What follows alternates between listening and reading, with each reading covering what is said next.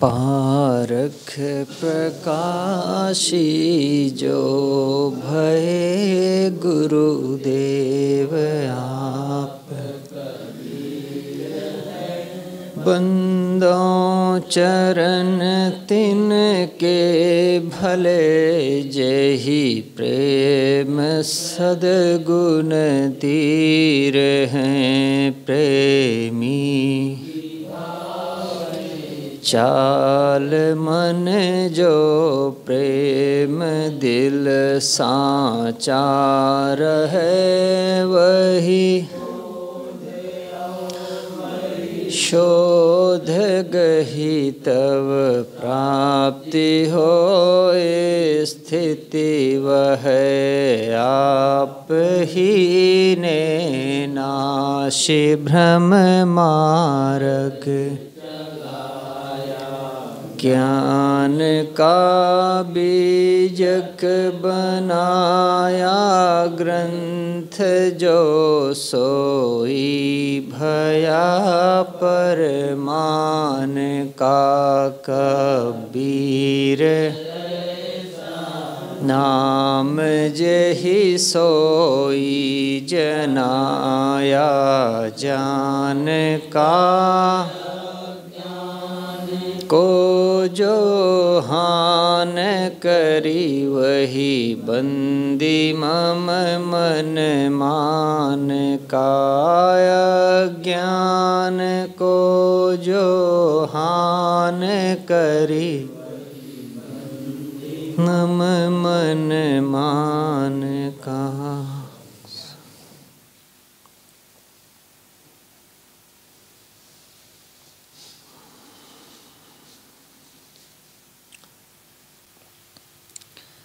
गणेश जी, ईसा मसीह से संबंधित कौन सी घटना इसमें साहब ने दी है चमत्कार की?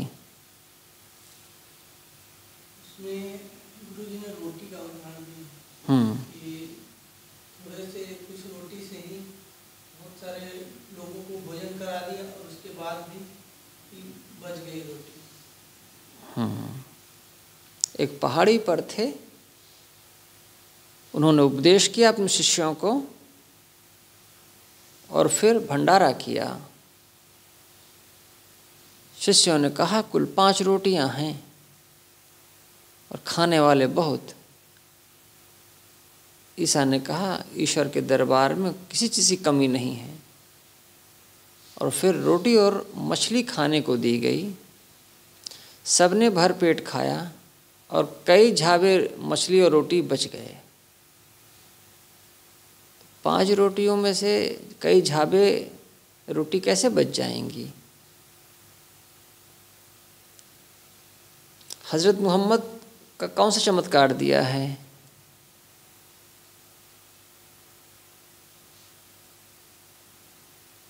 हज़रत मोहम्मद का भी तो चमत्कार दिया है। क्या चमत्कार दिया है?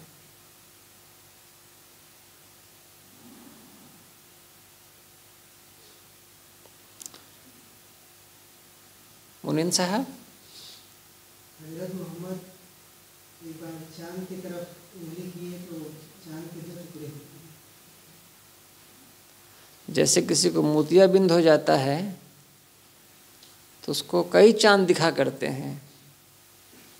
अनुराग साहब, ऐसा है क्या? कुछ देखे हैं? सूरज और चांद कभी देखे हैं, ध्यान दिए हैं? चांद के टुकड़े टुकड़े दिखाई पड़ते हैं, साफ नहीं दिखाई पड़ता है, जैसे जैसे मोतियाबिंद घना होता जाता है। तो उन्होंने अल्लाह की शक्ति का प्रदर्शन किया था लोगों को चमत्कार करके। वो तो कुछ भी कर सकता है। तो उन्होंने कहा तुम करके दिखाओ अगर तुम उनके पैगंबर हो। तो हजरत ने अपनी छोटी उंगली चांद की तरफ कर दी तो लोगों ने देखा कि चांद के 2 टुकड़े हो गए। इसी को बड़ा चमत्कार माना जाता है हजरत मोहम्मद का। चमत्कार सब जगह है।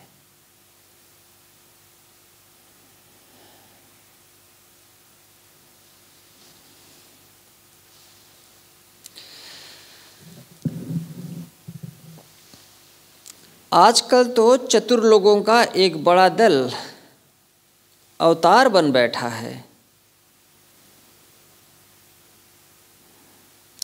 और जिन्हें राजनेता कहा जाता है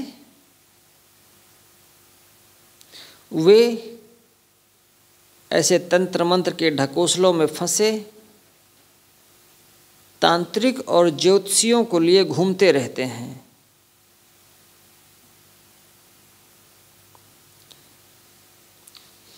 ओझा, तांत्रिक, इन सब के जन्म का मूल कारण यही है अंधविश्वासपूर्ण धर्म कथा।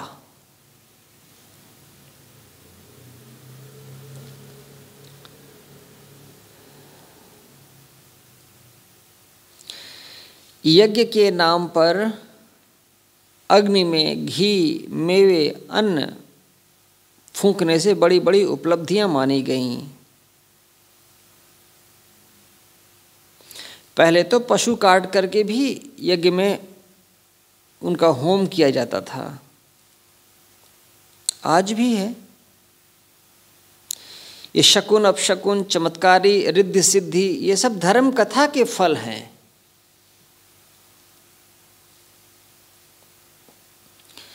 और धर्म ग्रंथ की और धर्म कथाओं की इन जालसाजियों पर कोई प्रश्न ना कर दे, इसके लिए ये धार्मिक कहलाने वाले लोग बड़े सावधान रहते हैं। वे कहते हैं कि ये पोथियां ईश्वर के द्वारा भेजी गई हैं और ये मनुष्य ये भी ईश्वर द्वारा भेजे गए हैं। वे कहेंगे कि धर्मशास्त्र ऐसे ऋषियों की रचनाएं हैं जो सर्वज्ञ थे, त्रिकालज्ञ थे। गुरुदेव ने लिखा, वस्तुतः सारी किताबें मानव रचित हैं, चाहे वो वेद हो, बाइबिल हो, कुरान हो या अन्य धर्म ग्रंथ। कोई भी किताब स्वतः प्रमाण नहीं। सारी किताबों की सारी बातों पर मनुष्य का विचार करना उसका कर्तव्य एवं अधिकार है।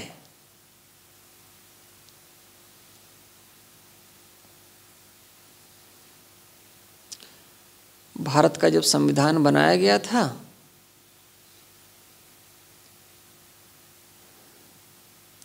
तब वो जितना था उससे अब और बड़ा हो गया है। क्यों?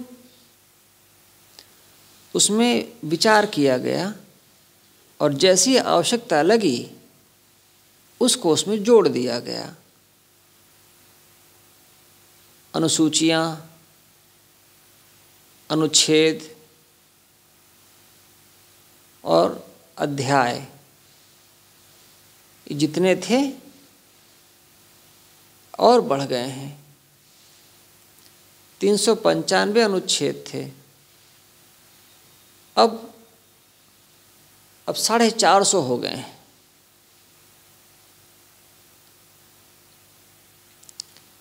शेड्यूल 8 थे, अब 12 हो गए हैं। चैप्टर वो भी बढ़ गए हैं। जितनी आवश्यकता समझ में आती गई उसमें अधिक जोड़ते गए, लेकिन ये नहीं कहा गया कि ईश्वर रचित है।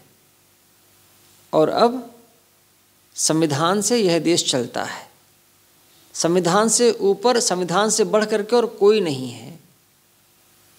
राष्ट्रपति, प्रधानमंत्री, मुख्यमंत्री, जज जो भी हैं, इन सबको जो ताकत मिलती है, शक्ति मिलती है, वो संविधान से मिलती है।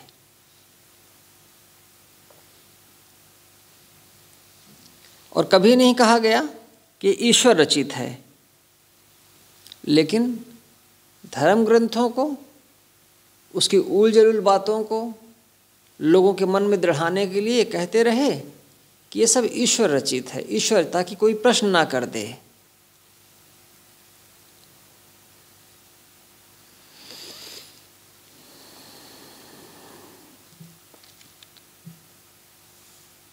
चमत्कार की बातें मानव समाज के साथ एक छलावा है, इतना साफ साफ कम ही लोग कहते हैं। धर्म कथा जो कहते ही रही, लाबर उठ जो प्रातः कही। साहब कहते हैं जो लोग धर्म की कथा कहते रहते हैं वे महिमा के नाम पर झूठी बातें ही करते रहते हैं, क्योंकि उनके मन में वही बातें हैं। जब तक वे स्वयं निर्भ्रांत नहीं हैं तब तक समाज को निर्भ्रांत विचार कैसे दे पाएंगे। और ये गद्दीधारी अजीबोगरीब बातें करते रहते हैं। साधु जितना साधारण होगा लोग उससे भी ज़्यादा साधारण होंगे।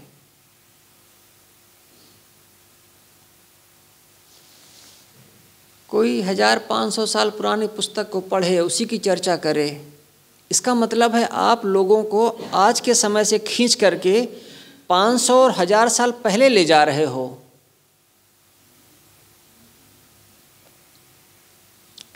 इसलिए धार्मिक लोगों से आशा नहीं की जाती कि वो वैज्ञानिक चिंतन दें, उनसे आशा की जाती कि भगवान भवानी की ही बातें करें।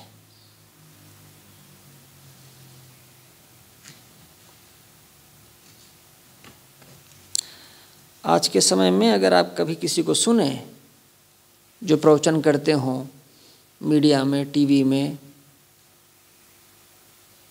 1, 2, 3 लोगों को छोड़ दें तो बाकी सब कथा कहते हैं, कथाएं कहते हैं किसी न किसी पुस्तक के आधार पर, और उसी को सही साबित करते हैं।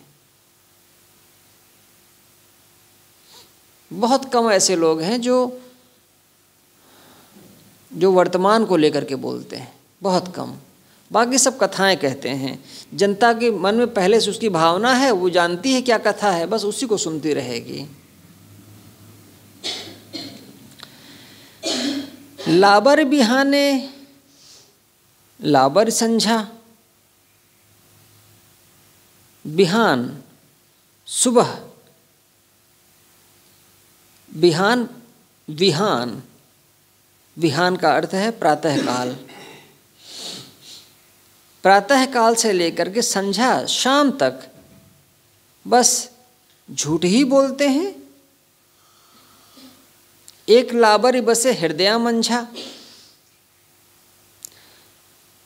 उनके हृदय में ही,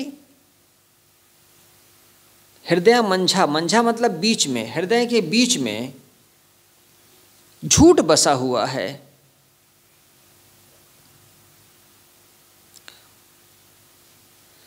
ये जो धर्म कथा कहने वाले लोग हैं, साहब कहते हैं इनके मन में लाबर झूठ बसता है, हृदय मंझा, इनके हृदय में झूठ बसता है, और इसीलिए ये सुबह से लेकर के शाम तक जब तक बोलते हैं झूठ ही बोलते हैं।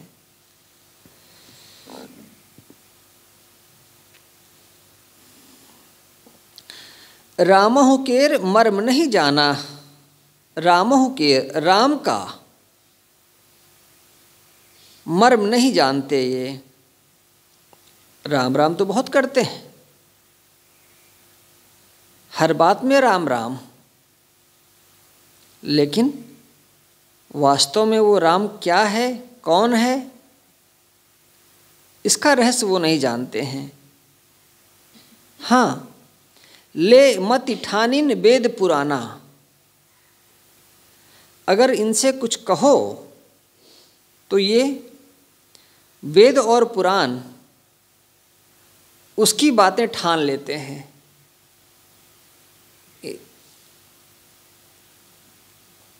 अगर राम के बारे में पूछो तो राम का मर्म नहीं जानते, लेकिन राम राम बहुत बोलते हैं। और अगर इनसे सत्संग करो तो ये वेद और पुराण उनमें क्या लिखा है, इसी बात को ये जो है उदाहरणों से पक्का करते रहते हैं।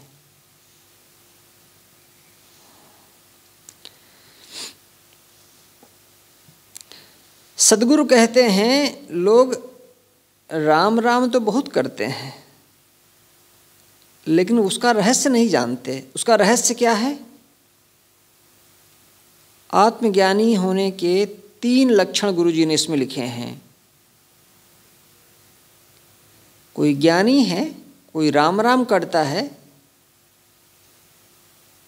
3 बातें उसमें दिखनी चाहिए। पहला, आत्मज्ञान। वो आत्मज्ञानी है कि सिर्फ शास्त्रों का ज्ञानी है। दूसरी बात, जगत के नियमों का बोध। ये जिस ढंग से समाज चल रहा है, कुछ नियमों से चलता है। उन नियमों की जानकारी है या बस ऊपर वाला कराता है, ऊपर वाला कराता है। और तीसरा है, जो जानकारी है उसका जीवन में आचरण हो।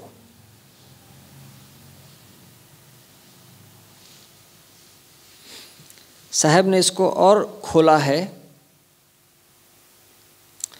लोग बात बात में ईश्वर की दुहाई देते हैं, वो जो चाहेगा वो हमसे कराएगा, हम तो उसके हाथ की कठपुतली हैं। सिर्फ राम राम, अल्लाह, गॉड यही कहो, सारे पाप कट जाएंगे। उसकी प्रार्थना करोगे, उसकी खुशामद करोगे तो हमारी पूरी व्यवस्था कर देगा। यह राम को और ईश्वर को न समझना है। मनुष्य की आत्मा के अलावा कोई राम रहीम नहीं। संसार के नियमों को देख करके आदमी सोचता है कि इन नियमों को बनाने वाला कोई ईश्वर है। यह ज्ञान न होने का फल है। संसार के सारे नियम वस्तुगत हैं, अधिक खाने से पेट खराब होगा ही। अब इससे बचने के लिए कोई ईश्वर की प्रार्थना करे? हाँ, जरूरी है भोजन में संतुलन। अगर भोजन में संतुलन है तो फिर ईश्वर की आवश्यकता की जरूरत नहीं। अगर कोई अपने मन में राग द्वेष रखे, दूसरों का दोष देखे, दूसरों को पीड़ा दे, अपने मन में विषयों की कामनाएं रखे, तो उसके मन में अशांति रहेगी ही। फिर पूजा, प्रार्थना, गंगा स्नान, तीर्थाटन, मंदिर दर्शन, इनसे यह अशांति जाएगी नहीं। थोड़े समय के लिए सात्विक आनंद आ जाए मान लो, तो भी फिर से मन वैसे ही अशांत बन जाएगा। स्थायी शांति के लिए तो चित्त से मनोविकारों को सर्वथा निकाल देना होगा। ये है रामहु केर मर्म। और राम का ऐसा मर्म जानते नहीं।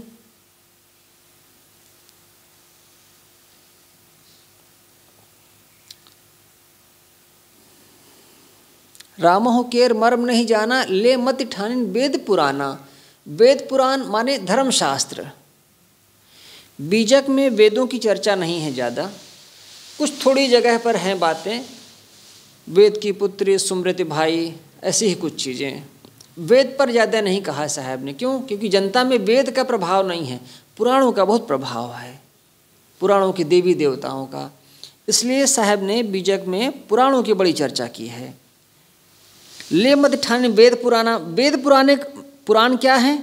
माने धर्म ग्रंथ।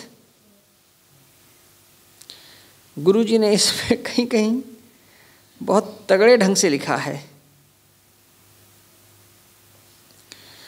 हजारों वर्षों से दुनिया के धर्म ग्रंथों में ईश्वर के विषय में बड़ी भावुकतापूर्ण बातें लिखी गई हैं। इससे क्या हुआ है कि आदमी आलसी हो गया है, अकर्मण्य हो गया है। जब नाम जप से पाप कट जाएं और सारे काम बन जाएं और लोक परलोक सुधर जाए, तब नाम जपना बहुत है। तत्व चिंतन की क्या ज़रूरत, स्वरूप ज्ञान की क्या ज़रूरत। तो सभी लोग सस्ते में काम चाहते हैं। काहिल लोगों ने ईश्वर की रचना ही इसीलिए की है कि उन्हें स्वयं कुछ ना करना पड़े, बस ईश्वर की थोड़ी खुशामद कर दें, एक दो लड्डू उसे चढ़ा दें, बस उससे सारे काम करा लिए जाएं। और ऐसी बातें संसार के सभी ईश्वरवादी धर्म ग्रंथों में भरी पड़ी हैं। पुराने धर्मशास्त्र और नए धर्मशास्त्र, इसमें एक अंतर जरूर होगा। जितने पुराने धर्मशास्त्र हैं सब में ईश्वर छाया हुआ है, लेकिन जो नए धर्मशास्त्र रचेगा आदमी, उसमें ईश्वर की महिमा नहीं होगी, उसमें आदमी की महिमा होगी, मनुष्य की महिमा होगी, और उन्हीं से दुनिया चलेगी। ये धीरे धीरे करके ये सारी चीज़ें लुप्त हो जाएंगी।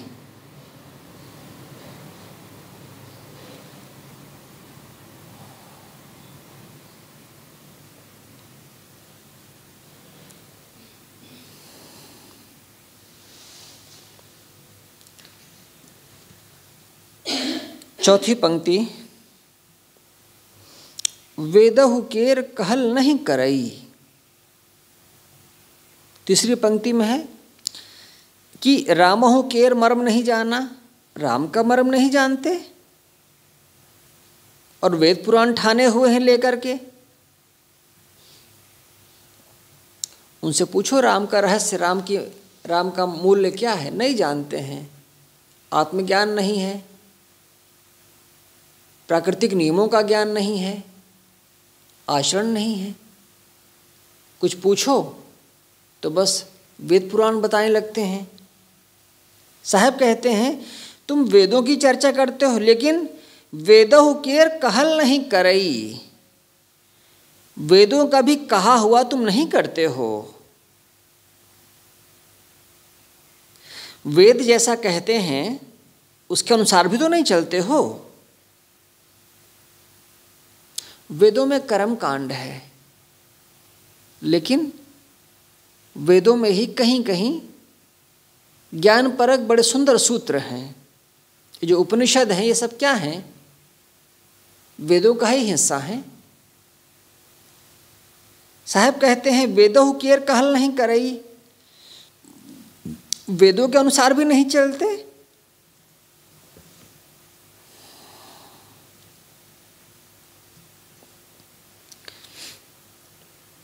वेदों में भी कई जगह सच्चाइयाँ हैं, नैतिकता की बातें हैं, लेकिन लोग उनका ज़्यादा ध्यान नहीं देते हैं।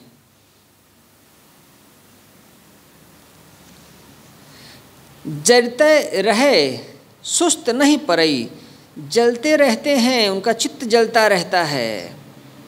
मनोविकारों में, राग द्वेष में, अहंकार में, कामना में जलते रहते हैं।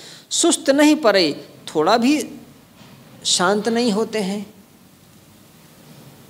सुस्त यानी आग उनकी धीमी हो जाए, चित्त की जलन कम हो जाए, ऐसा भी नहीं है। लोग धर्म ग्रंथ पढ़ते हैं, ईश्वर के भगत बनते हैं और कहते हैं हम अमुक धर्म को मानने वाले हैं, लेकिन उनका चित्त जलता रहता है।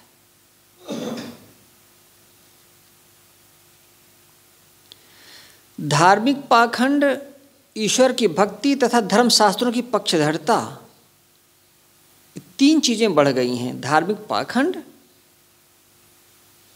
ईश्वर की भक्ति और धर्मशास्त्र। और कुछ घटा है तो क्या घटा है? आत्मज्ञान, तत्वचिंतन, कारण कार्य की व्यवस्था का बोध, पवित्र आचरण और शांति, ये घट गए हैं।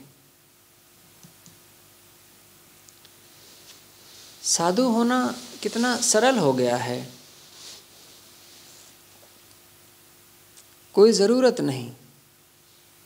जैसे नेता बनने के लिए कोई ज़रूरत नहीं, कोई अंगूठा छाप भी नेता बन जाता है, वैसे ही धार्मिक होना बहुत सस्ता हो गया है। दूसरों का दिया खाओ, दूसरों का दिया पहनो,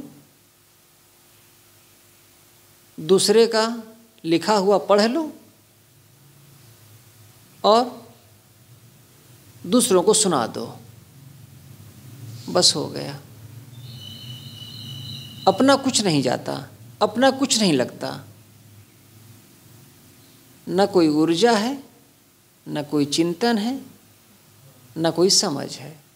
बस बहुत आसान है।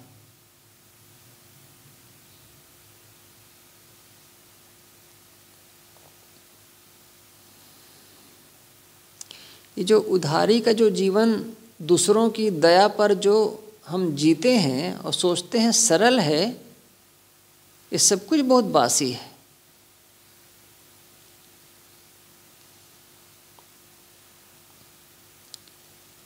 और सत्संग के नाम पर बस ईश्वर, भगवान, भवानी, शास्त्र, कर्मकांड, बस इन्हीं को दोहराते हैं, बस खत्म। और क्या चाहिए? इससे रोजी रोटी मिल जाती है। दूसरों की मेहनत का खाने की आदत पड़ जाती है साधु को।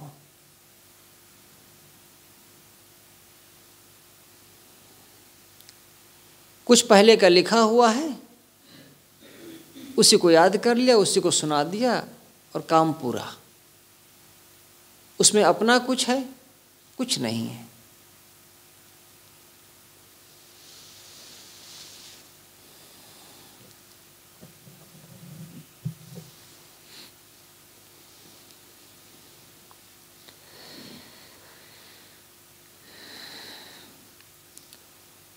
चित्त का ताप, चित्त की जलन मिटे, इसके लिए चाहिए आत्मज्ञान, आत्मविश्वास और आत्मशुद्धि का प्रयास। और हम क्या करते हैं?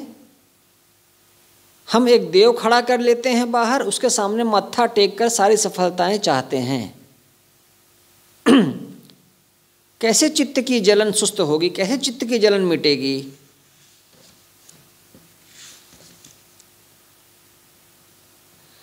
गुणातीत के गावते आपू ही गए गंवाए।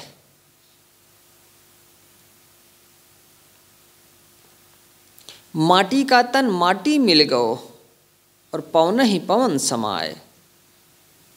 मिट्टी मिट्टी में मिल गई, हवा हवा में, बस शरीर गया। और हमारा जीवन गुणातीत के गावते, गुणों से जो अतीत है, जो निर्गुण है, जो ब्रह्म है, जो ईश्वर है, जिसको हमने परमात्मा कह रखा है, उसी के गीत गाते गाते आपू ही गए गंवाए। अपना जीवन भी हम गंवा बैठे।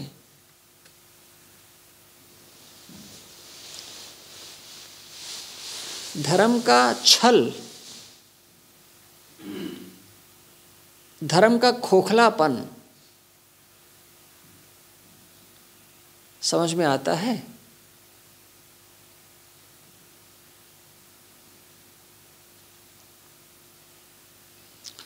जो लोग बूढ़े हैं, संसारी जीवन जी चुके, अब वो घर से उपेक्षित हो गए, न पत्नी कहे में है, न बच्चे कहे में हैं, शरीर से भी निस्तेज हो गए।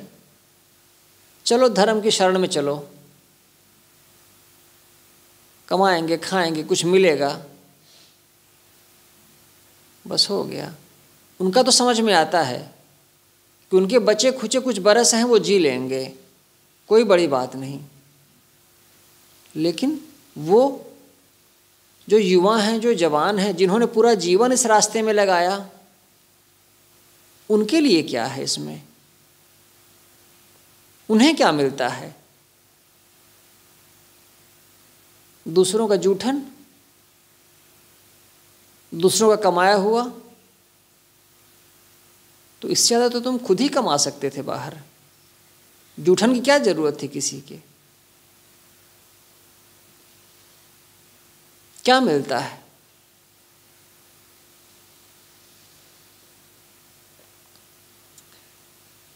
किसी परमात्मा, किसी ईश्वर, किसी ब्रह्म, उसी का नाम जपते हो और जीवन गंवा देते हो।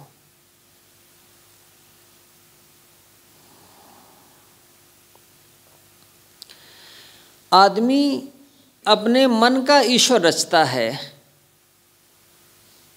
और अपनी मनपसंद उसकी प्रतिमा बनाता है, उसमें आरोपण करता है और उसी के गीत गाता है और गाते गाते पूरा जीवन खो देता है।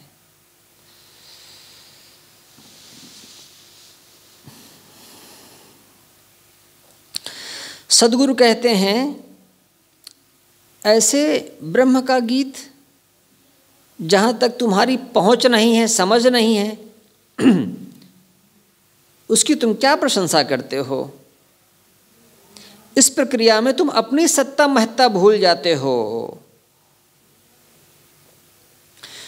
गुरुदेव लिखते हैं, लोग जीवन भर ब्रह्म के गीत गाते हैं, उसकी तलाश करते हैं जिससे किसी की मुलाकात नहीं हुई और ना हो सकती है, और जो उनका स्वयं का स्वरूप है, जो वो स्वयं हैं, चेतन तत्व, उस पर सोचने का उन्हें ध्यान ही नहीं है। ये कैसा आत्मघात है।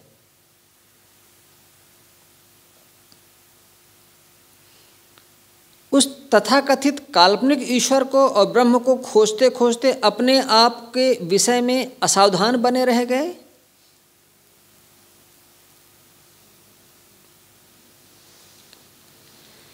अपनी आत्मा, अपनी चेतना,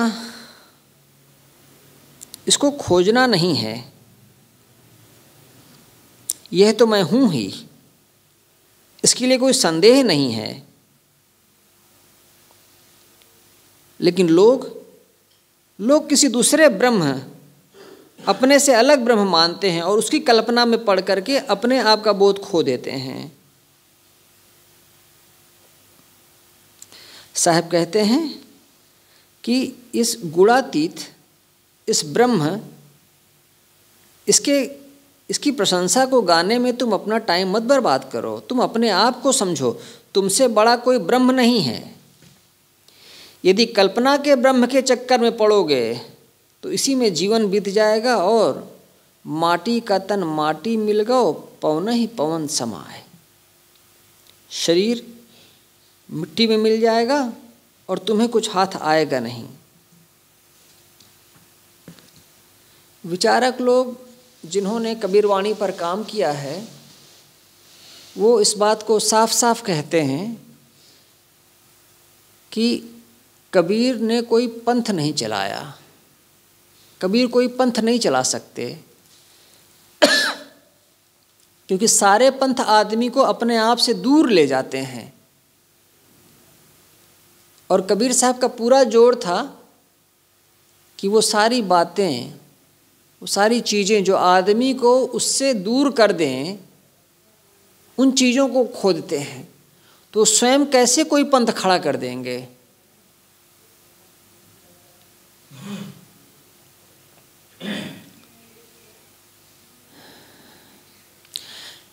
इस रमैनी 61 में सद्गुरु कबीर ने धर्म, ईश्वर और शास्त्रों के नाम पर चलते हुए बेहूदेपन का खंडन किया है, अंधविश्वास का खंडन किया है, और उन्होंने आत्मा को ही परमात्मा कहा है, इसी की स्थापना की है। और जो शास्त्रों के वचन हैं, उनकी कसौटी उन्होंने आदमी के विवेक को माना है, उसकी समझ को माना है। इस प्रकार ये थोड़ी सी चीज़ें यहाँ से कही गई। साहेब वंदन है गुरुदेव तुमको, वंदन है गुरुदेव, वंदन है गुरु, वंदन है। काल जाल के